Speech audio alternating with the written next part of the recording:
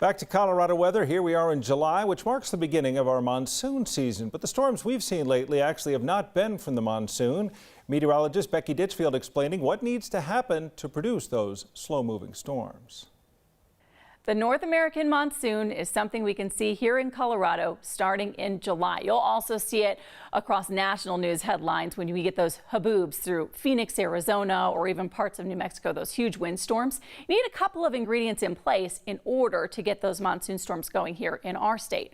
One is an area of high pressure that sits off to our east and southeast, and that's in place aloft. I can see that by tracking moisture that's streaming in off the Gulf of Mexico, across Mexico, and up into parts of Arizona and New Mexico. And it's not a lot of moisture at this point, and we need some other ingredients in place in order to get that monsoonal flow going and those heavy storms in the afternoon. So there's the subtropical high, that first ingredient I was talking about. The other one is the monsoon low.